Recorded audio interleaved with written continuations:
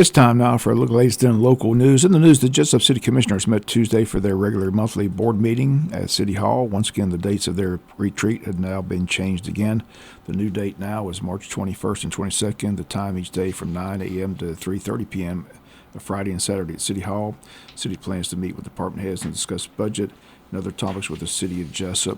Last night's meeting, Water Department Supervisor Anthony Crawford on hand to discuss the Southeast Pipe Survey, talked about the improvements the City of Jesup has done with their sewer system, hiring a company, Southern Pipe, who have come in and made major improvements to the system. City on Tuesday morning opened the bids on their East Jesup Sewer project in the Industrial Park, and they state the bid came in around $11.4 million. City's pleased and feel that they'll have the funding to complete the project. City Commissioner Mike Dill says the city at one point was looking at a $24 million project, but with the help of Water Supervisor Anthony Crawford, Environmental Services Director Patrick Barton, Engineer Bill Schuman, Commissioner Mike Dill, and the help of Governor Brian Kemp, State Representative Stephen Meeks, State Senator Blake Tillery, Congressman Buddy Carter, who have all helped secure funding for the project. City feels that they're in a good situation to have the funds needed to complete the project within their budget. Mayor says this project is vital for the growth of the City of Jesup and Wayne County. City thanked the IDA for their input and support of the project. Project still a few years away from completion, but again, all indications Tuesday from the commissioners and mayor and city manager is the project, which once was not possible due to what would be an astronomical cost, is now becoming close to becoming a reality. With the help of many who have found a way to cut costs, seek both state and federal funding to support the project and make it become a reality. Again, no bid was awarded Tuesday. That'll take place at a board meeting later this month. Other city news, the city approved the purchase of a new garbage truck that cost $380,000. City manager discussed workers' compensation insurance, talked about how the costs continue to go up for cities around the state.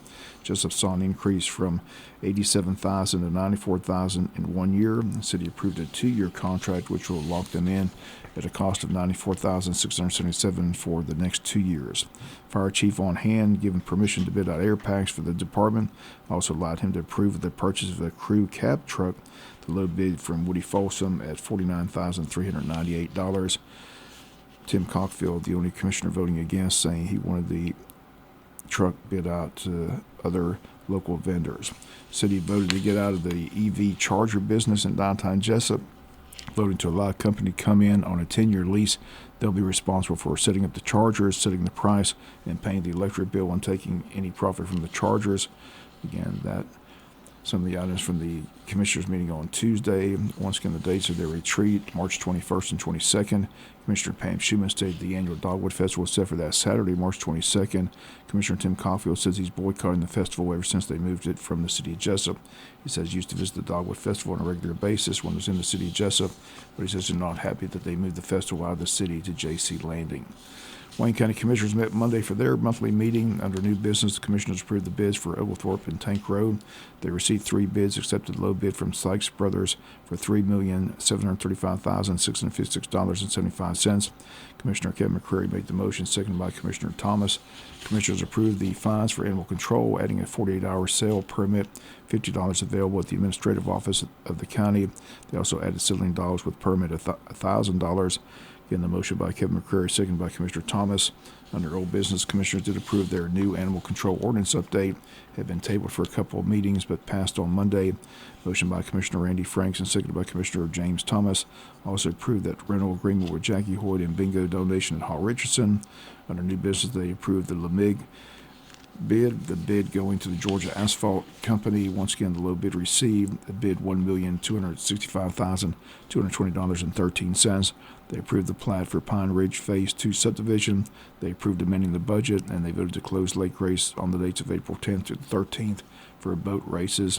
Finally, they voted to change their April meeting to April 14th due to several commissioners and the administrator not able to be in time for that first Monday in April. Now let's look at some of your items from the County Commissioner meeting held this Monday at the County Commissioners meeting room. We'll be back with more news after this word from our sponsor, other commercial messages, so please stay tuned. Other news, a Wayne County man has been arrested, is facing serious charges involving a young girl. 39-year-old Blaine Hartley has been arrested last Tuesday, faces 6 felonies, including 3 counts of incest, 3 counts of aggravated sodomy. Bond on 3 of the charges has been set, $75,000. He's out on bond. According to a report, a Wayne County deputy was called to Wayne County High School in reference to a sexual offense which occurred here in the county. The deputy met with the victim at Safe Harbor for a forensic interview. After the interview, Mr. Hartley was requested to come to the Wayne County Sheriff's Department and speak with a representative from the Department of Family and Children's Services. The report goes on to read, after the interview with the alleged victim, the deputy attempted to interview Mr. Hartley, but he advised the deputy that he did not wish to speak to law enforcement. He was advised of his rights and was placed under arrest and taken to the Wayne County Jail. Again, bond of $75,000 has been posted. Over in Long County, the arrest warrants for former Long County Commission chairman and a Ludowici business owner have been released and begin to lay out a pattern of public funds that were put to personal use. Robert Parker is the former chairman of the Long County Commissioners, also the former police chief of Ludowici. He faces numerous charges, including violating Georgia's Racketeering Act, theft by taking, violation of oath of office, and aggravated assault. Business owner Tony Fowler, who completed the work for Long County, faces 2 counts of theft by taking. Both were arrested last week by the GBI. The arrest warrants also state Fowler helped Parker use county equipment on Parker's personal property. Warrant also gives a better idea of when the incident that caused the aggravated assault charge against Parker occurred. Warrant states that in the spring of 2023 that he put a gun in the mouth of a county employee with 2 others present at the time.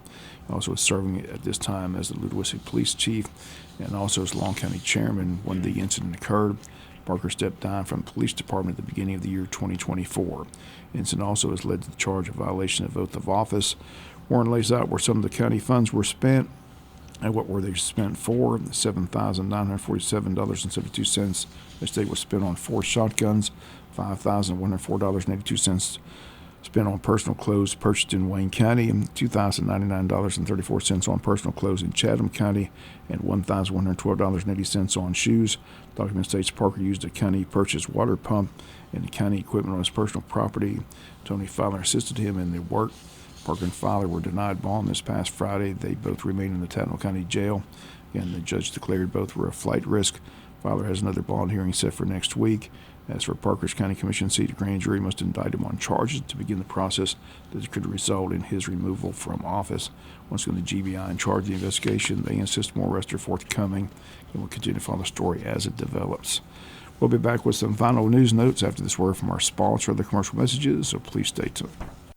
Final notes in the news, the annual Peaches to Beach is going to take place on Friday and Saturday, March 14th and 15th. Again, that goes all the way up 341, 8 a.m. to 6 p.m. Official site locations in Wayne County, Odom Rec Center in Odom, Coastal Pinestone College in Jesup. 84 liquidators are in Gardi, and applications are online at www.jesupgeorgia.gov and www.peachestobeaches.com. You can also stop by Odom City Hall or Jesup City Hall to pick one up.